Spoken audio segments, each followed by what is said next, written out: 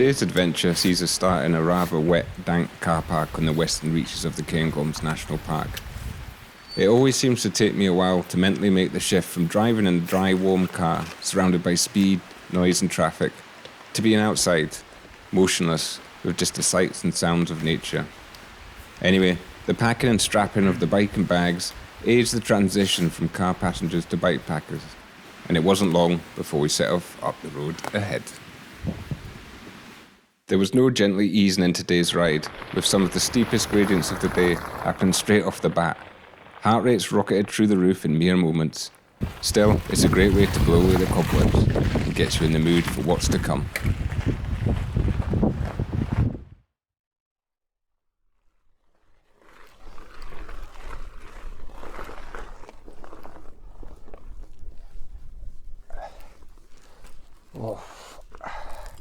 Oh. Hello there, how are you getting on? Right, well, good afternoon, welcome back. Another winter camp. So you can see the weather's a bit questionable, but it's dry at the moment, although it was, some horrific rain driving up actually. We were almost ready to call it done and turn around, but I'm kind of glad we didn't so far anyway. Anyway, that's the Cairngorms over there. You can probably see Cairngorm itself, I think, and is it Carnloughlin? I can't remember the name of all the mountains, but we're coming up it's a well-known road, up the Burma Road, just out of Aviemore. So we're gonna head on up here into some, what looks like cloud and mist, and try and find somewhere up high to camp. So yeah, anyway, time's getting on as always, and need to stay warm. So gonna crack on, but yeah, we'll bring you back shortly. Right, cheers.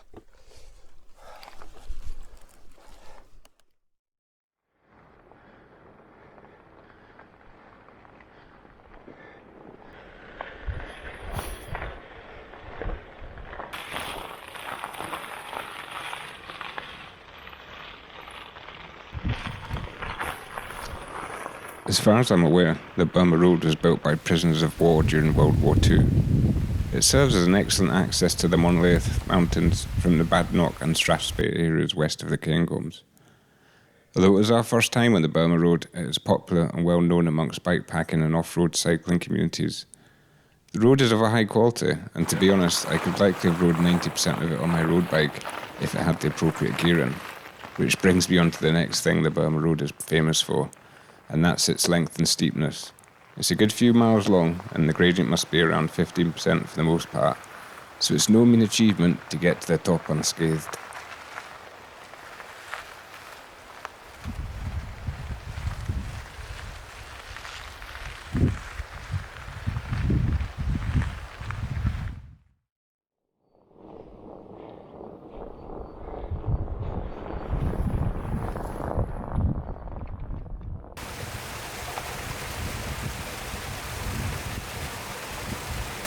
This was the last water stop on the way up. I dare say we could have found other sources, including the white stuff, but it's less fat and less gas to gather it straight from the stream. Once the bottles were topped up, it was time to be back on the bikes for the final sections of climbing. You've likely noticed the higher up the road we went, the more prevalent the snow becomes. At this stage there is substantial coverage, and although not deep by any manner of means, it serves as a reminder of the change in conditions that you can encounter on the Scottish hills, especially in winter. As we neared the top of the Burma Road, the wind strengthened, and our new pogies were put to the test. I can happily report that they were a raging success. I didn't even need to bother with gloves on the ascent, a godsend when you have fiddly buttons and electronics to contend with. Alright, that's us at the top of Burma Road. I'll just show you around. There is not an awful lot to see, let's be honest. Whiteout. A bit of a whiteout. It's not actually been snowing though. But I mean, this was forecast, so we're not too surprised. But there shouldn't be any rain or snow. So anyway, we're gonna keep bashing on. We're not gonna go down, which is the common route down, and there's a big loop. So is it Carbridge or something that a lot of people do? We're not doing that. We're gonna go instead up here. There's a Corbett up here. What's its name? Gil Chan Moor, I think. So that's where we're going to head. It's only about a mile, I think, to the summit, and find somewhere to camp up there. And hopefully, at some point, this crag will clear and we'll get some views. But looking at the weather, that might be tomorrow, or it might be never. But anyway, right, okay.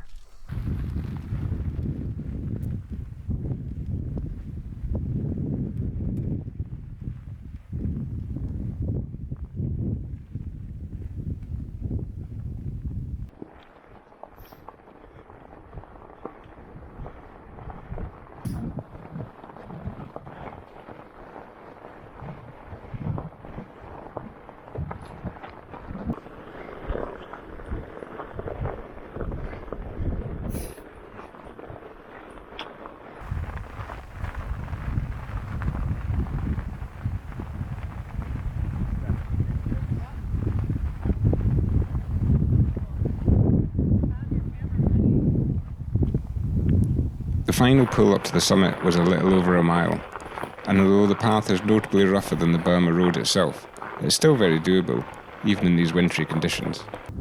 We were finally fully in the winter's embrace as we rode to the summit of Gyeokan Moor at a height of 2,703 feet.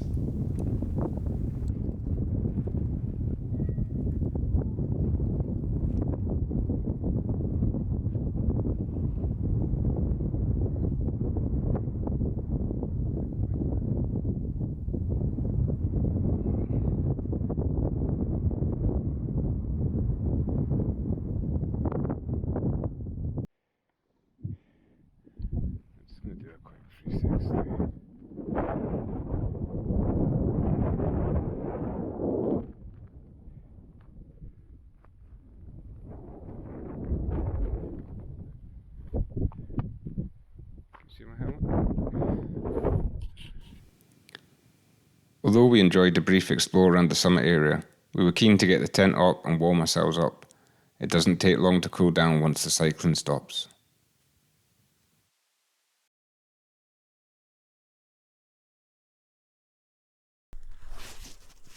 Right, well, camp's set up eventually. Total nightmare, to be honest with you. Had, let me show you, but icy ground. Yeah, couldn't get half these pegs in. I don't have pegs in some of the corners where I should have. I mean, the wind tonight is forecast 10 to 15, so I'm not too worried, but total nightmare. I don't know. That's the first time I've really ever struggled. We did struggle, didn't we, at the gate? Yeah. A few winters ago, and we ended up moving the tent. Well, we've moved the tent and tried up there and came down. I mean, up into the mist there is where the trig point is for the top. So we've came away from there because it was rocky up there.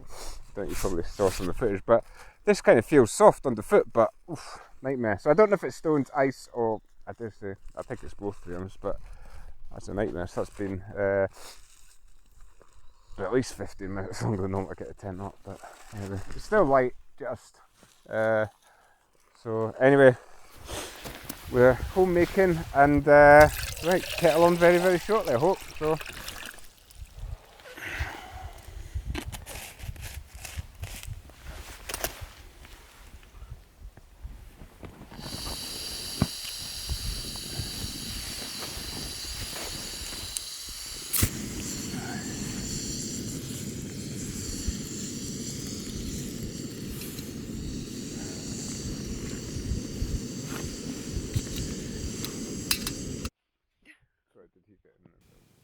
After the tent was finally pitched, it was straight onto hot drinks, food, and the warmth of the tent. We relaxed, listened to a podcast, and eventually popped out for a gander at the night sky and a couple of photos before bedding down for the night.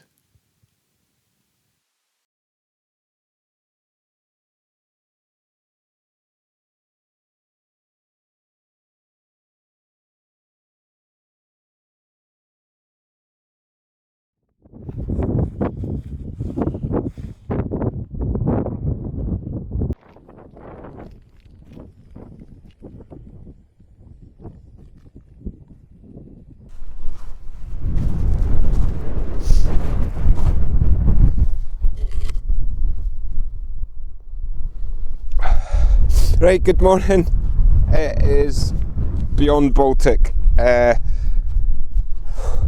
Anyway, right, so yeah, last night I had major battery failure and I've just had it again. I charged the battery up to 100% last night, put it in the camera and it lasted less than 20 seconds. So let's see if this one lasts. If not, this could be a voiceover. Anyway, I wanted to talk a little bit about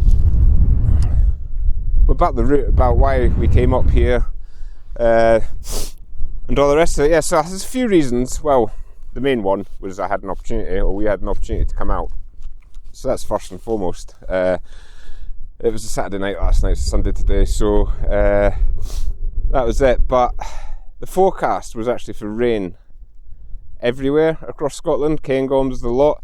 So with that in mind, we wanted to get up high so we didn't get rain. It was more just snow, because there's as you know, regardless of what you might think, I'm basically fair weather campers and we don't want to get wet, really. And you know, when you're in Scotland and it's raining at 1 degree, it's just not unpleasant. It's hypothermic. It's dangerous, or can be. So there's no fun in that. So that was why we came up high, to stay dry, really, basically.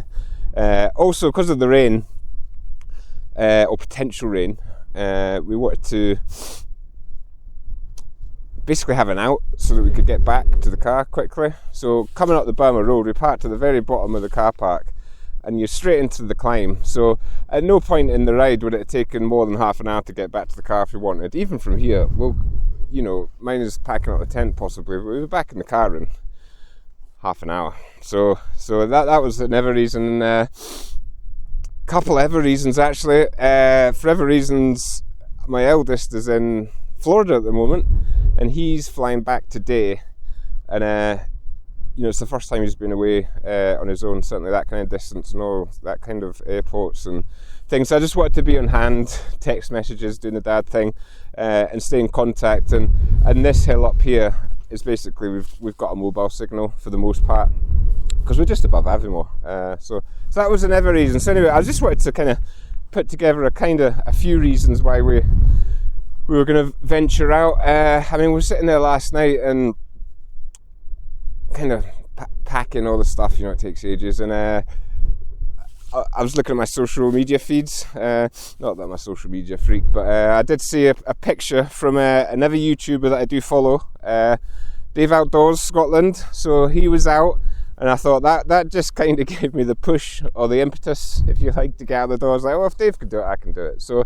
thanks for that, Dave. And yeah, I don't know if you've seen Dave's channel, but yeah, fantastic. A wealth of knowledge, not just bike packing as well, more besides. But yeah, I'll put a link in the description down, but I definitely think you should, well worth popping over and having a look at seeing what he's got anyway. So yeah, anyway, it's Baltic. I think we're just going to have coffee and then I think we'll just get, but as I say, because the car's just half an hour away, I think we're just going to forgo breakfast and just get down off the hill, because it is freezing. There's ice everywhere. The bikes are covered in ice, so I'm going to have to figure out a way of sorting that out. But yeah, fun and games. And yeah, welcome to Gil Khan Moor in the morning. You could almost clear. I keep saying that. I think I say that in every video. But anyway, right, I'll get back to the tent and catch up with Mrs. Hike Bike Scotland and see how she's getting on. Right.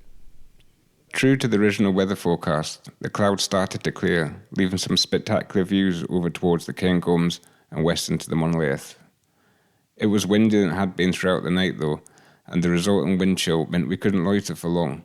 With the tent packed away, it was time to leave this world of ice behind.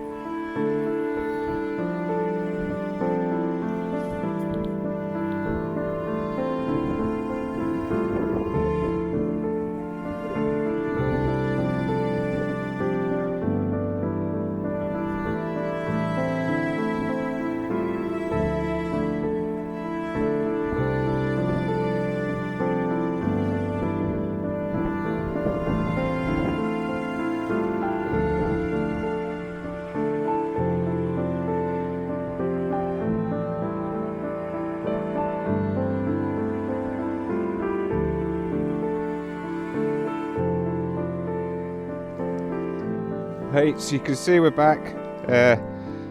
Just getting the bikes on. Yeah, I mean, 55 minutes from top to bottom. It's pretty quick. I mean, we weren't going quick. Stopping for lots of footage and chatting to a few people. Actually, there's quite a few groups on their way up today. So, but yeah, anyway, a great. Sorry, let's get this. Great trip. Just what we kind of wanted. Probably be the last of the winter ones for us for the year, I'd imagine. But yeah. Anyway, we're trying to bash down the road. We didn't have breakfast, so I'm starving.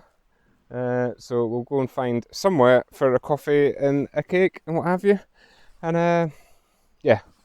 Anyway, I hope you enjoyed it. We definitely did. And join you in the next one, whenever that might be. Cheers.